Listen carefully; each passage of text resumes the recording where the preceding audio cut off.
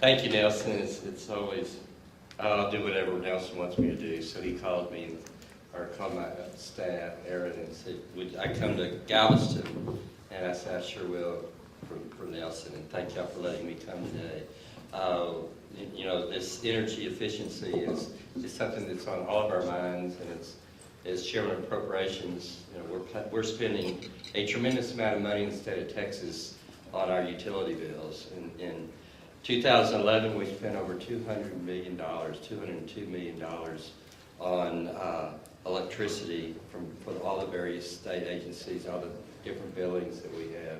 And if you add to that some of, you know, our higher ed, and of course our public schools, no telling what, different groups that we fund on our state budget are spending on electricity.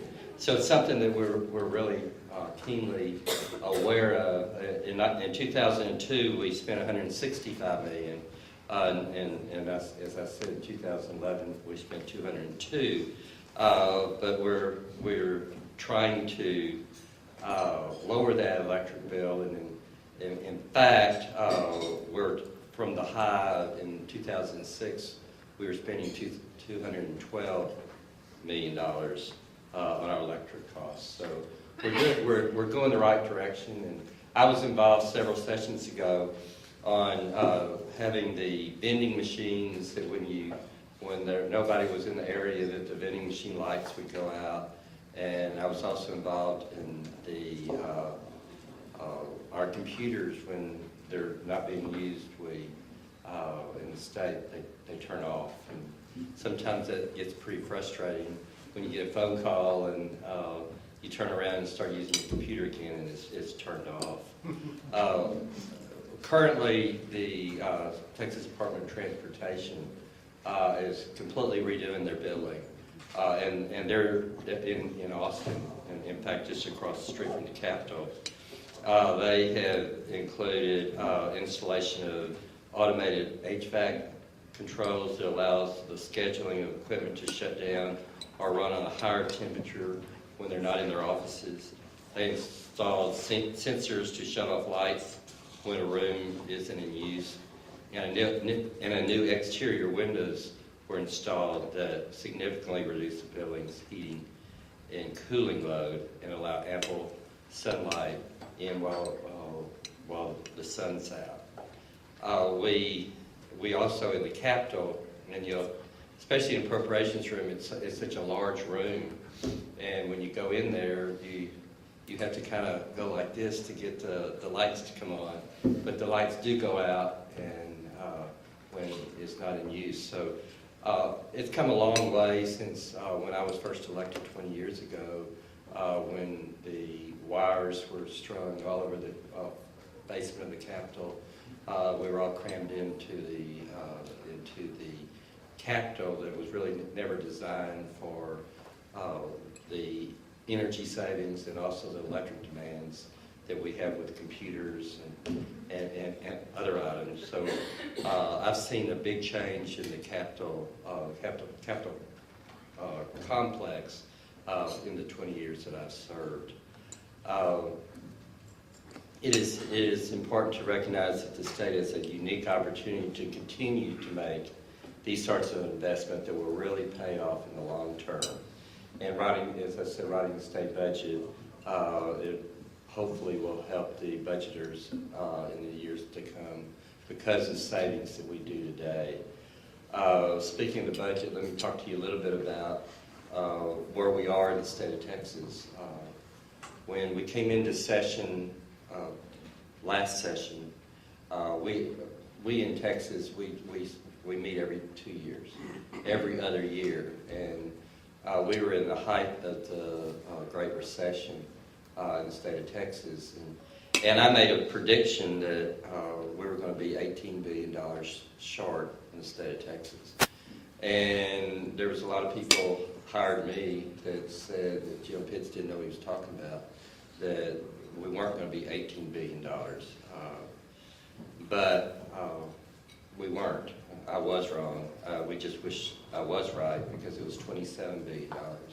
And that was true dollars. And we came to the legislature with a $27 billion shortfall, and we had to do some really different things, and it was an ongoing process during the session. But we had to make up the $27 billion without using the rainy day fund and without raising taxes, because that was what the governor said, that he would veto anything that came to his desk that would use those. But the first thing we had to do was we had to pay for our current services that we did not, the state of Texas did not have the money to pay for our providers, of our school teachers, our hospitals, our doctors. We did not have the money to do that. So with a lot of arm twisting with the governor and to assure him, am I touching something? Okay. To convince the governor that we had cut everything we could do, I filed House Bill 275 that would take $3 billion out of the rainy day fund. That rainy day fund now, because of the economy and because of the oil and gas industry, is back nearly where it was when we took the $3 billion out 2 years ago. So it was that was a, we had to spend that money then. And we still have some demands we have to go into the legislature with this next session that starts in January. And the biggest issue is that we knew that because of our shortfall, that we would have, we only funded 18 months of our Medicaid. And by funding 18 months of our Medicaid, we were short about $5 billion, about $4.7 billion. And we've got to come up with that before March. And that's March of this next year. We go into session middle of January, and frankly, and especially in the House, we don't get organized until sometime in February. And so we have some real challenges just so we can be able to pay our shortfall that we knew we were going to have in Medicaid. But we will be able to do that. There's other supplemental needs that we'll need to address. We have wildfires here in the state of Texas, the Bastrop fires. We probably have $6 billion that we need to put in supplemental needs, including the $4.7 billion that we have to do on Medicaid. So probably what we're going to do is we're going to have two supplemental bills. And one is something that we're going to have to do, we're going to have to file immediately.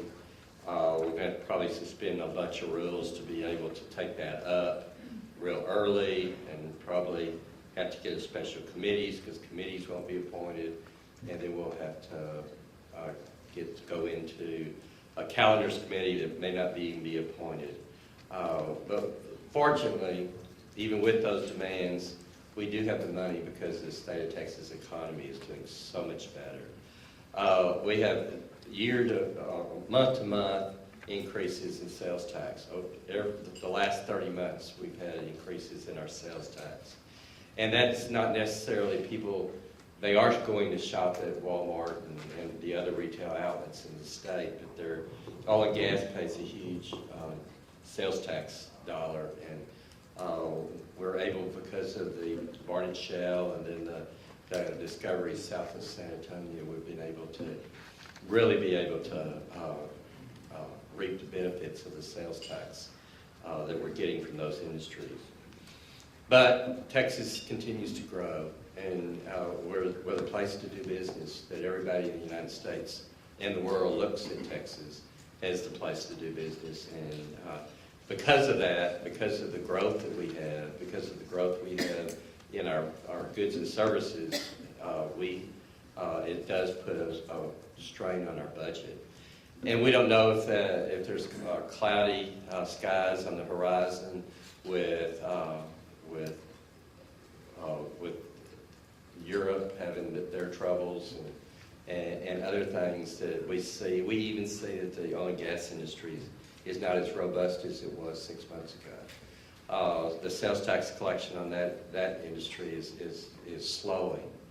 And so we are concerned, and probably will start out the next budget cycle very conservative because we don't know where we stand on that. We have probably $12 billion of needs just on Health and Human Services. And that's one of the biggest, there's two biggest parts of our budget, Health and Human Services, and we know we have an increase there, and our education system. We currently have 5 lawsuits against the state of Texas on how we fund our schools. Is the funding system equitable? That means from different school districts to different school districts, and is it adequate to give a good education to our students in our schools? Probably because those lawsuits are kind of in the works right now, they're still in the courts, and we may get a decision by the lower court, but it'll be appealed, and we'll probably do status quo this next session of the legislature as far as education funding, and not anticipate what the courts might do, but the courts will act at some point. We'll either be back in special session, or it can, maybe if the courts will let us, we will postpone that decision until the next session of the legislature. One of the big issues too is water.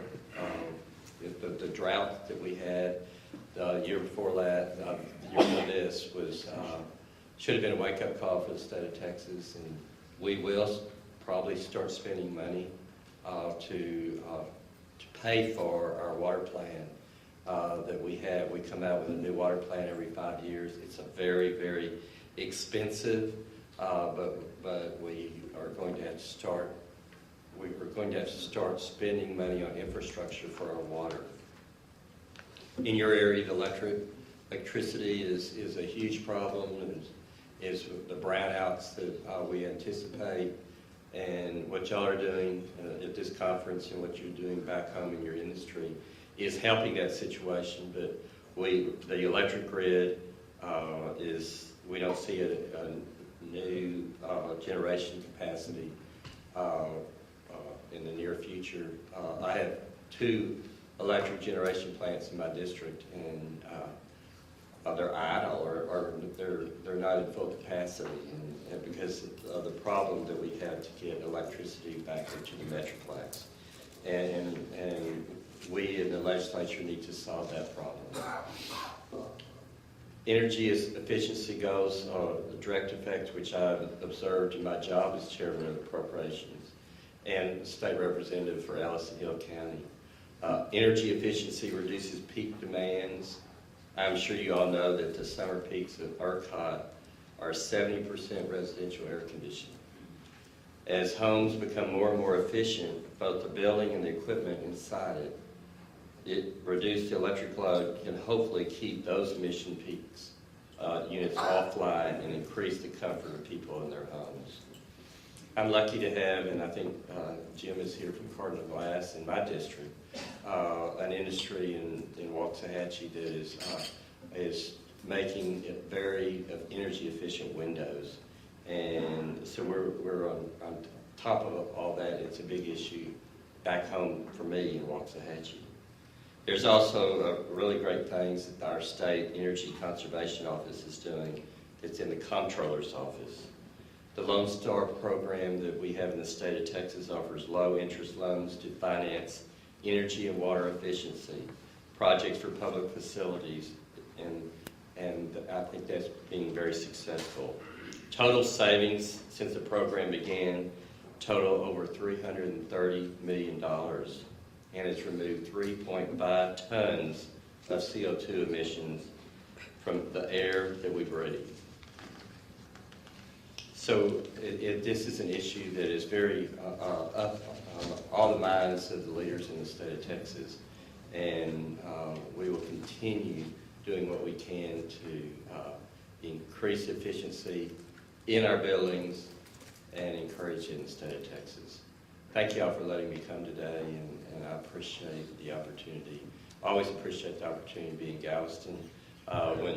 When the medical school hears that I'm in Galveston, I had to spend a couple hours over there this morning to tour their facility. So it's always good to be in Galveston. Good luck to y'all in the rest of your conference. as Nelson said, I'm ducking out because I've got to be in Austin. We have started writing the budget that we have to file, that the chairman of Senate Finance and chairman of Appropriations has to file at the beginning of each session.